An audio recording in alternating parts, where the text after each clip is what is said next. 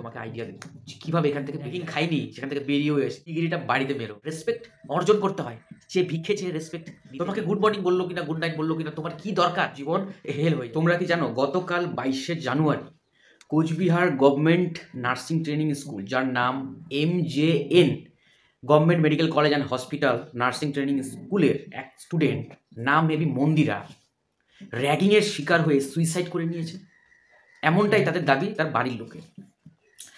তো যেহেতু আমি নার্সিং রিলেটেড ইনফরমেশন তোমাদের সাথে শেয়ার করি, তো যেহেতু নার্সিং ক্যান্ডিডেট, নার্সিং স্টুডেন্ট এই কাজটা করেছে, সুইসাইড, তো এই ভিডিও না বানিয়ে আমি আর পারলাম না, আমি বলবো, এর উপরেও কমেন্ট করব।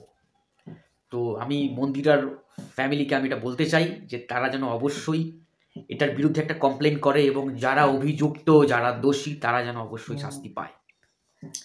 কিছুদিন আগেই আমরা দেখলাম যাদবপুরে এত বড় একটা ঘটনা ঘটে গেল, 17-18 বছরের একটা ছেলে মারা গেল, বাবা মায়ের একমাত্র সন্তান।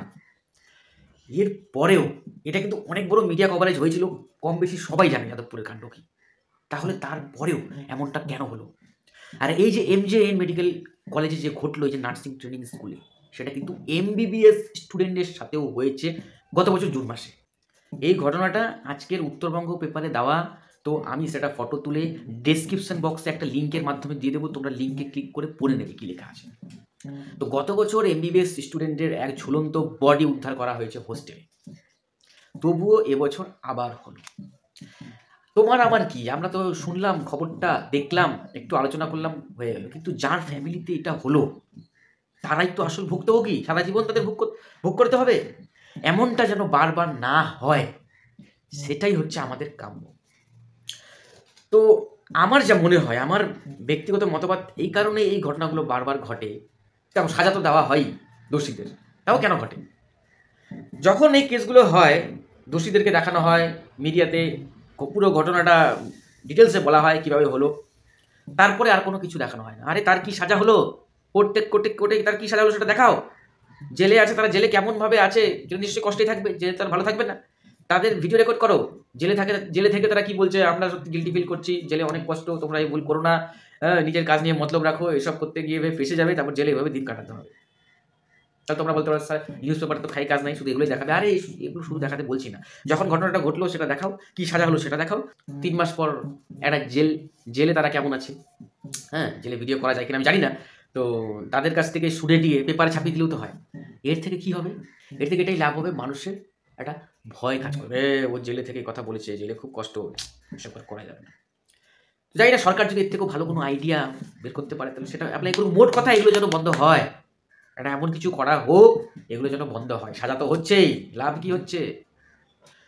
আর তোমাদের ফার্স্ট ইয়ারে যারা এবার অ্যাডমিশন নিয়েছো তাদেরকে বলতে চাইছি, তোমাদের সাথেও যদি এমন কিছু হয়ে থাকে, র্যাগিংয়ের ব্যাপার, বাড়িতে বলতে ভয় পাচ্ছ, আমায় বলো, নাম্বার নোট করো 8900138760। আমি তোমাকে আইডিয়া দেবো কীভাবে এখান থেকে বেরিয়ে আসা যায়, কারণ আমি নিজেও স্টুডেন্ট ছিলাম, নিজেও এগুলো ফেস করেছি এবং সেখান থেকে বেরিয়েও এসেছি। শুধু ভুক্তভোগী হয়নি র্যাগিংয়ের, শুধু র্যাগিং খাইনি, সেখান থেকে বেরিয়েও এসেছি। তো শেয়ার করবো আমি তোমাদের সাথে, কিন্তু দয়া করে এসব কাজ করো না, সুইসাইড খুব খারাপ জিনিস, করো না। আর যারা সেকেন্ড ইয়ার থার্ড ইয়ার, তোমাদেরকে বলতে চাই, দিদিগিরিটা বাড়িতে মেরো। তুমি এটাই তো বলতে চাও, আরে স্যার আপনি তো নিজেও স্টুডেন্ট ছিলেন, রেসপেক্টের জন্য তো বলতে হয়। আরে রেসপেক্ট অর্জন করতে হয়, যে ভিক্ষে চেয়ে রেসপেক্ট নিতে নেই, কেন নিতে যাবে? তোমাকে গুড মর্নিং বললো কিনা, গুড নাইট বললো কিনা, তোমার কি দরকার? কি দরকার তোমার? তুমি পড়তে গেছো, পড়বে, ভালো রেজাল্ট করবে, ভালো করে কাজ শিখবে, বেরিয়ে আসবে। তুমি কেউকে ম্যানার শেখাতে যাওনি, ম্যানার তার বাবা মা শেখাবে, আর কলেজের NTS এর যারা টিচাররা রয়েছে তারা শেখাবে, তুমি কে শেখানোর? নিজের কাজ নিয়ে মতলব রাখো, এমনভাবে ফেসে যাবে না, সেখান থেকে বেরিয়ে আসতে পারবে না, বলে দিলাম। জীবন হেল হয়ে যাবে। সেরকমভাবে যদি তুমি দোষী প্রমাণ হও কোর্টে, জীবন বরবাদ হয়ে যাবে। দিদিগিরিটা বাড়িতে বেরো। কি দরকার তোমার? ফার্স্ট ইয়ারের স্টুডেন্টের সাথে কথাই বলতে যাবে না, যে তোমার সাথে কথা বলতে আসবে ভালোভাবে তুমি বলবে, রিপ্লাই করবে, তোমাকে যেচে কি দরকার এত কিছু করার, বলে দিলাম। আর যারা এরকম র্যাগিং খাচ্ছ, পরিষ্কার বলছি, আমাকে কন্ট্যাক্ট করো, আমার সাথে যতটা হেল্প আমার তরফ থেকে করার আমি করব। ধন্যবাদ।